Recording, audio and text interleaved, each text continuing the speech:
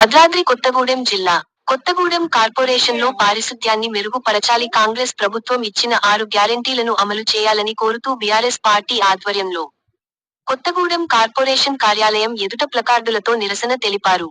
ఈ సందర్భంగా BRS party నాయకులు, కొత్తగూడెం మాజీ మున్సిపల్ చైర్ పర్సన్ కాపు సీతాలక్ష్మి మాట్లాడుతూ, కొత్తగూడెం కార్పొరేషన్లో పారిశుద్ధ్యం అస్తవ్యస్తంగా మారిందని, గత బీఆర్ఎస్ ప్రభుత్వంలో కేటీఆర్ మున్సిపల్ శాఖ మంత్రిగా ఉన్నప్పుడు ప్రతి 10 రోజులకు ఒకసారి మునిసిపల్ అధికారులతో రివ్యూ సమావేశాలు నిర్వహిస్తూ పారిశుద్ధ్య పనులు నిరాటంకంగా సాగేవని, రేవంత్ రెడ్డి ప్రభుత్వం ప్రజా పాలనను విస్మరించిందని తీవ్రంగా విమర్శించారు.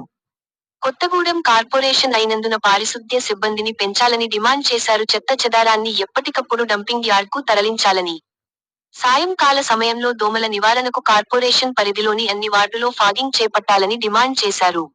కొత్తగూడెం పరిధిలో ఇందిరమ్మ ఇళ్ల లబ్ధిదారుల జాబితాను నోటీస్ బోర్డులో ప్రదర్శించాలని కోరారు. అర్హులైన పేదలకు ఇందిరమ్మ ఇళ్లు ఇవ్వాలని డిమాండ్ చేశారు.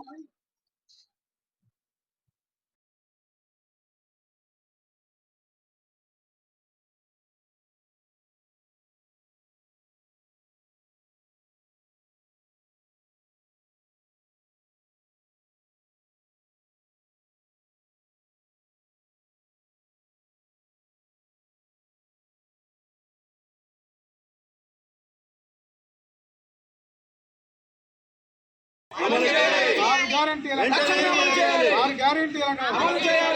గ్యారెంటీలను జై తెలంగాణ, జై తెలంగాణ, జై కేసీఆర్, జై కేసీఆర్.